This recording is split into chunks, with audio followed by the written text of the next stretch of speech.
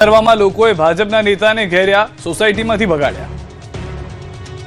સ્થાનિક સ્વરાજની ચૂંટણીમાં હવે જ્યારે 5 વર્ષના કામકાજનો હિસાબ આપવાનો સમય આવ્યો તો અમદાવાદ ભાજપના નેતાઓ લોકોની સમક્ષ જતા જ જનતા ભડકી જાય છે, કેમ કે 5 વર્ષથી માત્ર વાયદાઓ જ કરવામાં આવે છે, પરંતુ તેમના વોર્ડમાં કોઈ કામ થતા નથી। દર વર્ષે ચૂંટણી આવે એટલે આંબા આંબલી બતાવી મત માંગી જાય છે, પરંતુ આ વખતે અમદાવાદની જનતાએ ભાજપના નેતાઓને પરચો બતાવવાનું મન બનાવી દીધું છે, એટલે જ ભાજપના નેતાઓ પ્રચાર કરવા જાય તો લોકો તેમને ઊભી પૂંછડીએ ભગાડી રહ્યા છે। ભાજપના નેતાઓને લીલા મોઢે પરત ફરવું પડી રહ્યું છે। ભાજપ ભગાવોના દ્રશ્યો સામે આવી રહ્યા છે। લાંબા, વાસણા, બોડકદેવ બાદ હવે અમદાવાદના અસરવા વોર્ડમાં પણ ભાજપના નેતાઓને લોકોની સમક્ષ જતા પરસેવો છૂટી ગયો। અમદાવાદના અસરવા વોર્ડમાં ભાજપ માટે કપરા ચઢાણ જોવા મળી રહ્યા છે, જ્યાં પોસ્ટર વોર બાદ હવે જનતાએ ઉમેદવારોને સીધો જાકારો આપ્યો। કિસ્મત અને ઓમનગર સોસાયટીના રહીશોએ ગટર અને ગંદા પાણીની વર્ષો જૂની સમસ્યાનો ઉકેલ ન આવતા ભારે રોષ વ્યક્ત કર્યો। ખાસ કરીને પૂર્વ કોર્પોરેટર અનુ પટેલના અહંકારી વર્તન અને વોટની જરૂર નથી તેવા જૂના ટોણાને યાદ કરી મહિલાઓ અને સ્થાનિકોએ પ્રચાર માટે આવેલા ઉમેદવારોને સોસાયટીમાં પ્રવેશતા અટકાવ્યા। વોર્ડના હોદ્દેદારોની સમજાવટ છતાં લોકોએ ભાજપ ભગાવોના નારા લગાવી ચારે ઉમેદવારોને પ્રચાર કર્યા વગર જ વિલા મોઢે પરત જવા મજબૂર કર્યા। તકલીફમાં આવ્યા નહીં ને અત્યારે લશ્કર લઈને નીકળ્યા પડ્યા। વોટ માંગવા આવતા શરમ આવી જોઈએ। ભાજપ ભગાવો સહિતના નારા લાગ્યા। ભાજપના નેતાઓ અને કાર્યકર્તાઓ પણ ભારત માતા કી જયના સામે નારા લગાવી નીકળી ગયા। રાજ્ય કક્ષાના મંત્રી દર્શનાબેન વાઘેલાના મત વિસ્તાર અસરવા વોર્ડમાં ભાજપની પેનલને જીતવું મુશ્કેલ લાગી રહ્યું છે। આ તરફ સુરતના વોર્ડ નંબર 28માં ભાજપનો વિરોધ। સુરત મનપાની ચૂંટણીને લઈને બરાબરનો માહોલ ગરમાયો છે। આ વખતે જનતા ભાજપને બરાબરનો સબક શીખડાવવાના મૂડમાં છે, ત્યારે સુરતના ઉધના વિસ્તારમાં નેતાઓને જનતાના રોષનો ભોગ બનવો પડ્યો। વોર્ડ નંબર 28માં પ્રચાર માટે નીકળેલા ઉમેદવારોને સ્થાનિકોએ અટકાવ્યા અને તંત્રની નિષ્ફળતા સામે આકરા પ્રહાર કર્યા। જ્યારે ભાજપના ઉમેદવારો અને કાર્યકર્તાઓ મત માંગવા પહોંચ્યા ત્યારે સ્થાનિક રહીશોનો પિત્તો ગયો।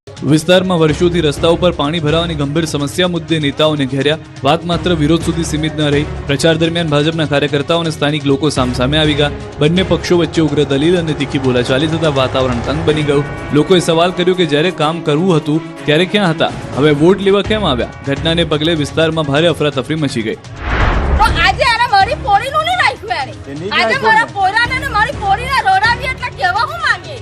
બીજી તરફ સુરત શહેરના વોર્ડ નંબર 18માં રાજકીય ભૂકંપ આવ્યો। કોંગ્રેસના ઉમેદવાર સંજય રામાધર રામનંદીએ છેલ્લી ઘડીએ ફોર્મ પાછું ખેંચી લેતા પક્ષ અને સાથી ઉમેદવારો સાથે મોટો દગો થયો છે। આ ઘટનામાં સૌથી વધુ આઘાત મહિલા ઉમેદવાર પ્રકૃતિ નરેશ રાઠોડને લાગી છે। પોતાની દીકરીને ચોધાર આંસુએ રડતી જોઈને તેમની માતાનો સંયમ તૂટી ગયો। તેમણે જાહેરમાં આક્રોશ ઠાલવતા સંજય રામનંદી પર પૈસા માટે વેચાઈ જવાનો અને એક મધ્યમ વર્ગીય દીકરીની મહેનત પર પાણી ફેરવવાનો આરોપ લગાવ્યો હતો।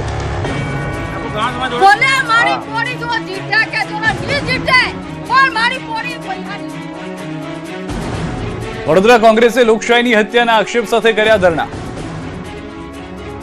ગુજરાતમાં સ્થાનિક સ્વરાજ્યની ચૂંટણીઓમાં લોકશાહીના મૂલ્યો અને સિદ્ધાંતોની ખુલ્લેઆમ હત્યા થઈ રહી હોવાના આક્ષેપ સાથે વડોદરા શહેર કોંગ્રેસ દ્વારા લોકશાહી બચાવો ધરણા કાર્યક્રમનું આયોજન કરવામાં આવ્યું। મહાત્મા ગાંધી નગર ગૃહ ખાતે ગાંધીજીની પ્રતિમા પાસે ધરણા પર બેઠા, જેમાં એઆઈસીસી સેક્રેટરી મધ્ય ગુજરાતના પ્રભારી રામકિશન ઓઝા અને વડોદરાના પ્રભારી બિમલ શાહ ઉપસ્થિત રહ્યા। આ ઉપરાંત મોટી સંખ્યામાં કોંગ્રેસના નેતાઓ અને કાર્યકરો હાજર રહ્યા। ભાજપના નેતાઓ શરમ કરો, હિટલર શાહી નહીં ચલેગી, લોકશાહી બચાવો, વડોદરા બચાવોના નારા લગાવવામાં આવ્યા। પ્રભારી બિમલ શાહે પોલીસ અને સરકારી તંત્રનો ઉપયોગ કરીને ઉમેદવારના ફોર્મ પરત ખેંચાવ્યાનો આક્ષેપ કર્યો। વડોદરા શહેર કોંગ્રેસ પ્રમુખ ઋત્વિક જોશીએ આક્ષેપ કર્યો કે સામ દામ દંડ ભેદની નીતિ અપનાવી બિનહરીફ ચૂંટણી જીતવાનો કારસો ઘડવામાં આવ્યો। લાઠીના ચાવડ બેઠક પર શરૂ થયું પોસ્ટર વોર। કોંગ્રેસ અને ભાજપના નેતાઓના સામસામે આક્ષેપો। અમરેલીના લાઠી તાલુકા પંચાયતની ચાવડ બેઠક હાલ ચર્ચાનો વિષય બની છે। આ બેઠક પર દાદી સાસુ અને વહુ સામસામે ચૂંટણી જંગમાં ઉતર્યા છે।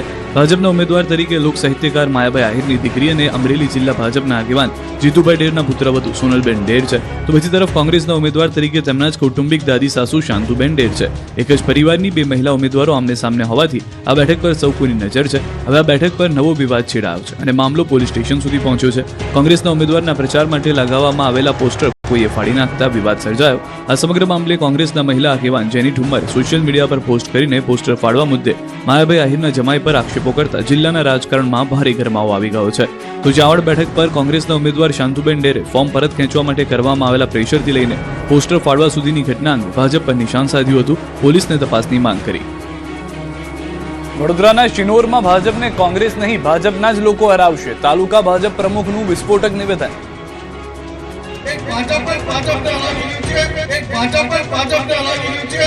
વડોદરાના શિનોરમાં ભાજપ અને કોંગ્રેસ વચ્ચે ભલે ટક્કર હોય, પરંતુ અહીં ભાજપને કોંગ્રેસ નહીં પરંતુ ભાજપના જ નેતા હરાવશે. આવું સ્ફોટક નિવેદન આપ્યું છે તાલુકા ભાજપ પ્રમુખે. વડોદરાના સાધલી ખાતે ભાજપના મધ્યસ્થ કાર્યાલયના ઉદ્ઘાટન પ્રસંગે જિલ્લા ભાજપ પ્રમુખ ડોક્ટર BJ બ્રહ્મભટ્ટની હાજરીમાં શિનોર તાલુકા ભાજપ પ્રમુખ સંકેત પટેલે સ્ફોટક આક્ષેપ કર્યા, જેથી શિનોર ભાજપમાં વિકવાટ સપાટી પર આવી ગયો. સાથે જ શિસ્તભંગના કડક પગલાં લેવા અપીલ કરતા સભામાં સોપો પડી ગયો.